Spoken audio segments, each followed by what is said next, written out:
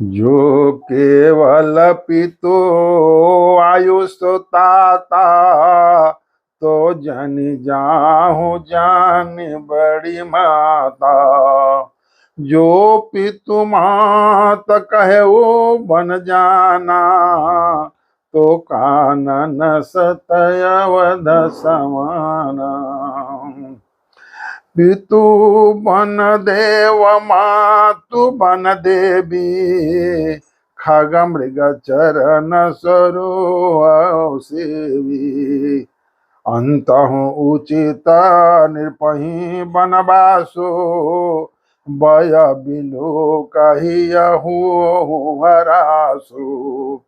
बड़भागी बन अवध भागी, जो रघुवंश तिलक तुम त्यागी। जो सुत कहो संग मोहिले हो, तुम्हारे हृदय हो संदेह। पूत परम प्रिय तुम सबही के, प्राण प्राण के जीवन जी के। ते तुम काऊ मातु बन जाऊं, मैं सुनि बचन बैठी पछताऊं। यह विचार नहीं कर उहठ, झूठ स्नेह बढ़ाए। मानि मातु कर नात बलि, सुरति विसरी जन जाय। माता कौशल्या कह रही है, माता और पिता दोनों की आज्ञा हो तो आप वन जरूर जाओ। और वन अयोध्या से भी बड़ी राज्य है, और वहां तुम वन पक्षी जीव चराचर सब तुम्हारी ये में रहते। हे तात, यदि केवल पिताजी की ही आज्ञा हो तो माता को पिता से बड़ी जानकर वन को मत जाओ। किंतु यदि पिता माता दोनों ने वन जाने को कहा हो तो वन तुम्हारे लिए सैकड़ों अयोध्या के वन के देवता तुम्हारे पिता होंगे, और वन देवियां माता होगी। वहां के पशु पक्षी तुम्हारे चरण कमलों के सेवक होंगे।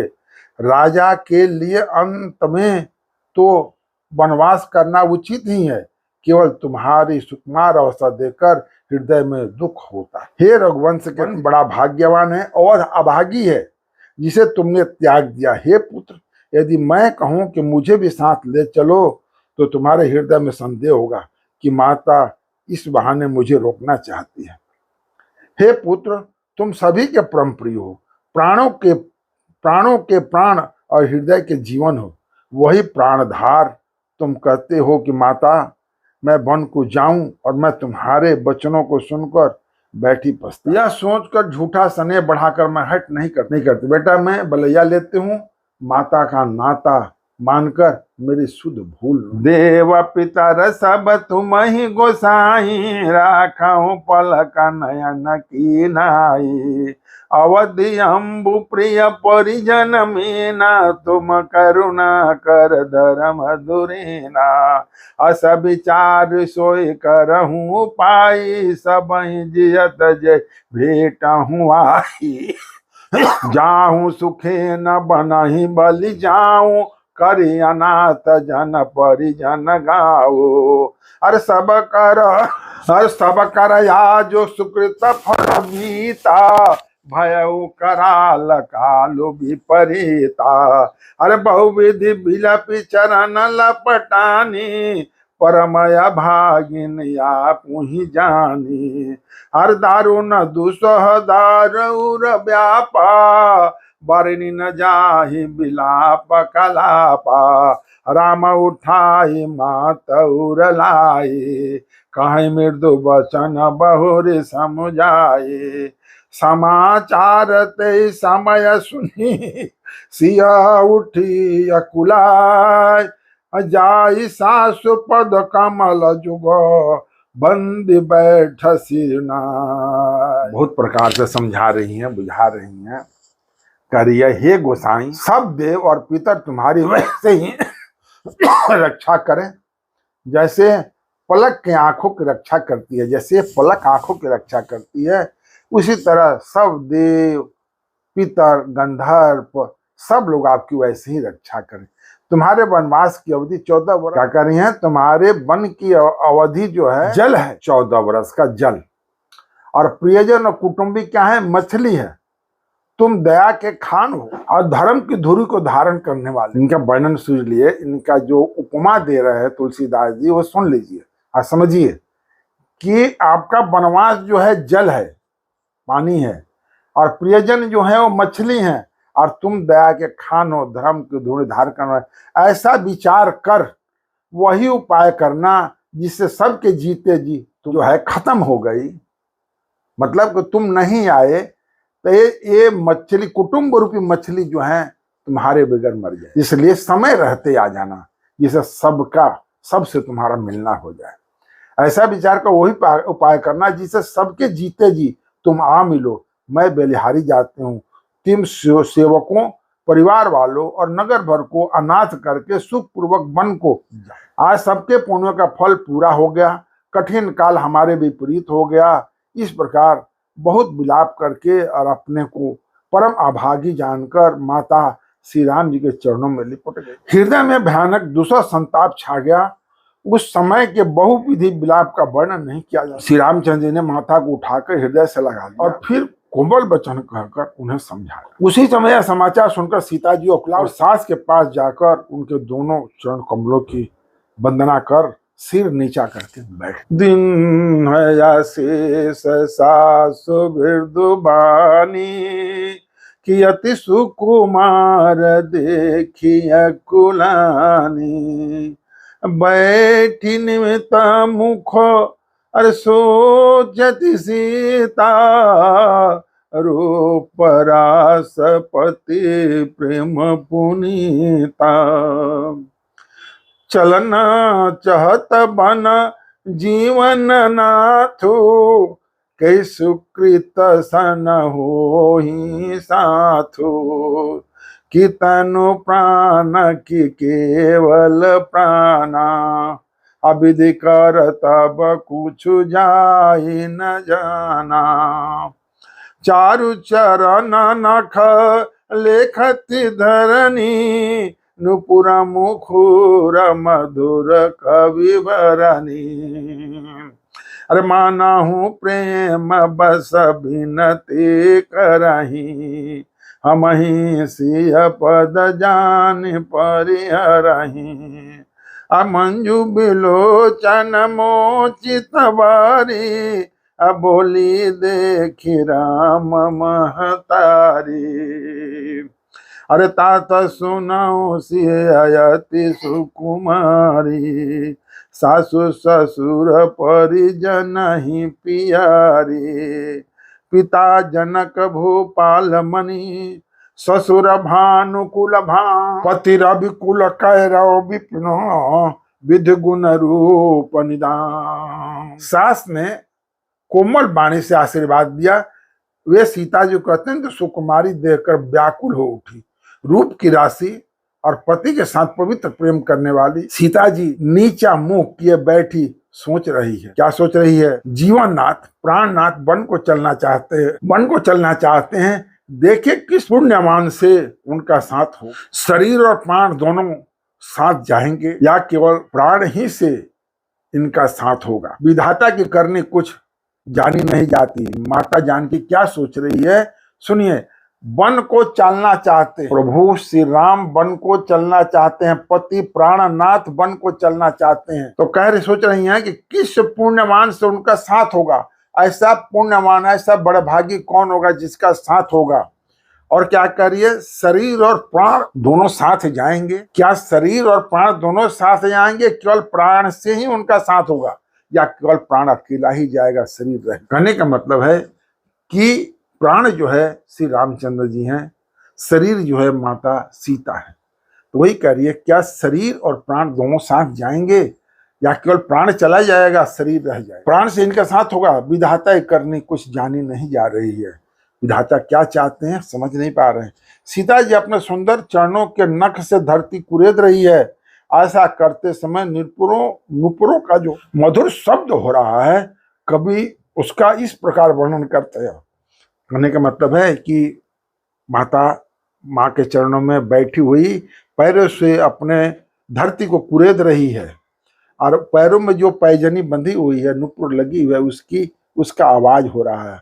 तो कवि का वर्णन कर रहा है, कवि क्या कर रहा है कि मानो प्रेम के वश होकर नुपुर यह विनती कर रहे हैं कि सीता जी का चरण भी हमारा त्याग न करे। कह रहे हैं कि माने सीता जी के चरण कभी हमारा त्याग न करे। वो नुपुर माता से कह रही है कि माता जो है हमको अपने चरणों से अलग न करे, जैसे प्रभु श्री राम हमको भी अपने से अलग न करे। भगवान श्री राम हमको भी अपने चरणों से अलग न करे।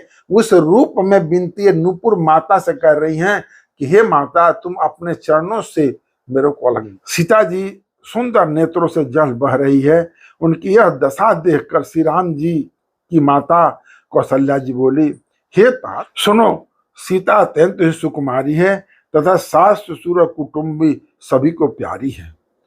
इनके पिता जनक जी राजाओं के शिरोमणि हैं, ससुर सूर्य कुल के सूर्य हैं और पति सूर्य कुल रूपी कुमुद वन को खिलने वाले चंद्रमा तथा गुणों और रूप के। मैं पुण्य पुत्र बधुआ प्रिय पाई, रूप रास गुण शील सुहाई, नयन पुतरी करि प्रीत बढ़ाई, राखे प्राण जानकी नाई, कल्प बेल जिमि बहु विधि लाली, सिचहि स्नेह सलील प्रतिपाली, अरे फूलत फलत भय विधि बामा, जानी न जाई काहि परिणामा, पलंग पीठ तजी गोदहि डोरा, सियन दिन पगुवन कठोरा,